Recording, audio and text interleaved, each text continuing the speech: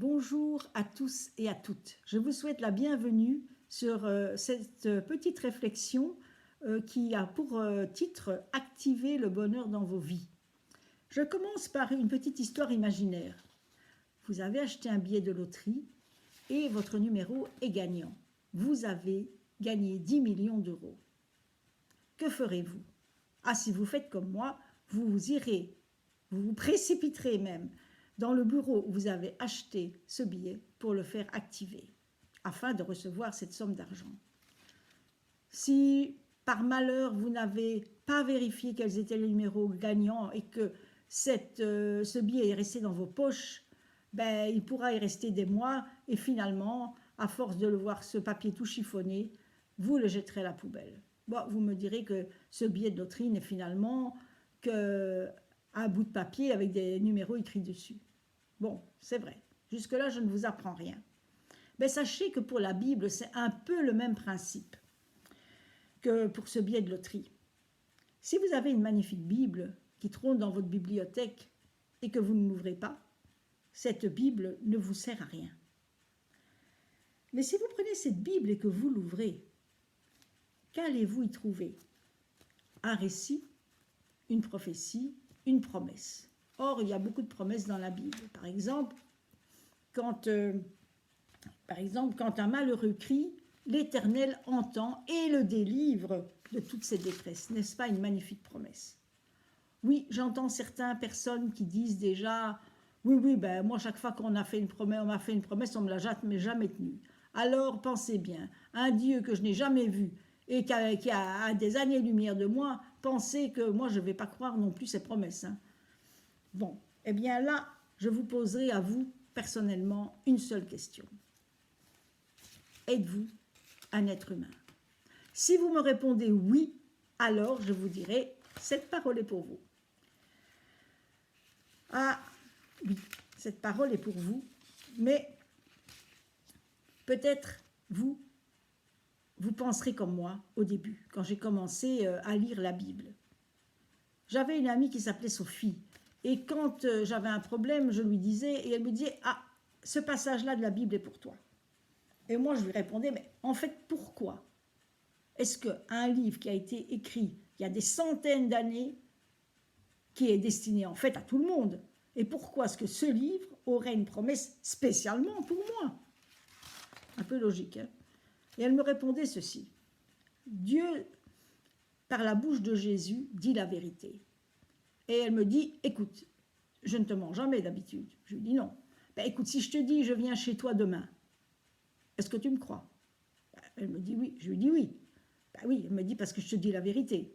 D'ailleurs, le lendemain, elle était chez moi. Parce qu'elle me dit la vérité. Alors, la parole de Dieu, c'est la même chose. Hein? Elle dit la vérité. Et la vérité s'accomplit toujours. Si tu crois que cette parole est là pour ta situation à toi, d'aujourd'hui, et que tu crois dur comme fer qu'elle s'accomplira dans ta vie, eh bien tu la verras s'accomplir. C'est ça qu'on me dit qu'on appelle la foi. La foi, j'avais déjà essayé de comprendre ce que c'était, j'avais déjà lu plein de discours là-dessus, j'avais jamais rien compris. Et un jour, l'Esprit Saint est venu me parler, il m'a dit simplement, la foi, c'est de croire ce que j'écris dans ma parole, c'est tout. Si tu crois ce que je dis, ben tu as la foi. Si tu en es sûr, si tu es sûr que ce que je dis est vrai, tu as la foi. Bon.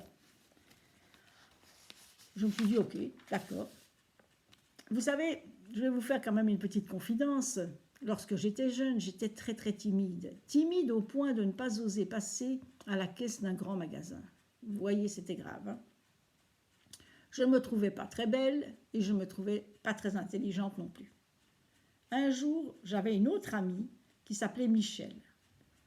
Je suppose que Michel avait détecté cette timidité ou ce manque d'assurance en moi, et elle m'a dit, nous allons lire le psaume 139 ensemble. Je lis le psaume 139 avec elle, et là, une phrase se détache de toutes les autres et me touche au plus profond de moi-même. Je te loue, Dieu, d'avoir fait de moi une créature merveilleuse. Quelle parole extraordinaire! Et Michel me dit, tu sais, c'est à toi que s'adresse cette parole. Elle me dit que si je prenais cette parole pour moi, et que je considérais qu'elle était vraie pour ma vie, alors elle le sera. Elle sera la vérité dans ma vie à partir de maintenant. Bon, je me suis dit pourquoi pas, surtout que moi j'avais vraiment envie d'être une créature merveilleuse. Alors j'ai décidé d'accepter cette parole dans ma vie. Petit à petit, la transformation a commencé à se faire en moi.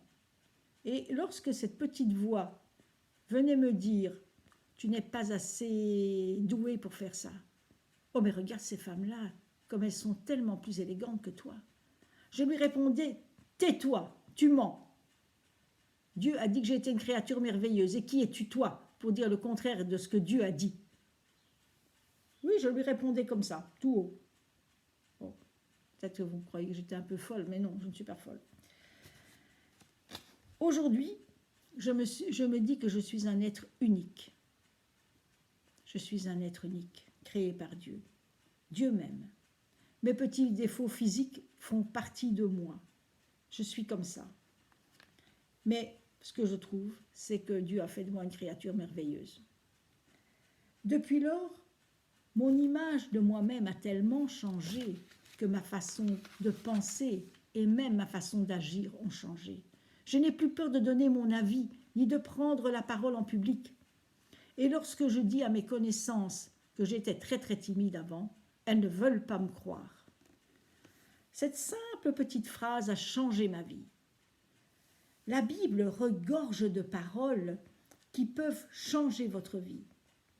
Comme pour votre billet de loterie, ne la laissez pas dans un tiroir. Les paroles de la Bible sont inspirées de l'Esprit de Dieu. Et lorsque vous vous connectez à sa parole, les miracles arrivent et transforment vos vies. Lorsque vous croyez que ces paroles sont vraies pour vous et pour votre vie. J'espère vraiment beaucoup de bonheur pour vous qui me regardez aujourd'hui. Si vous n'avez jamais ouvert votre Bible, ouvrez-la aujourd'hui dans le Nouveau Testament et commencez à lire. Dieu vous touchera. Si ce n'est pas aujourd'hui, ce sera bientôt, je vous l'assure. Je vous souhaite une bonne journée et beaucoup de bonheur à vous. À bientôt.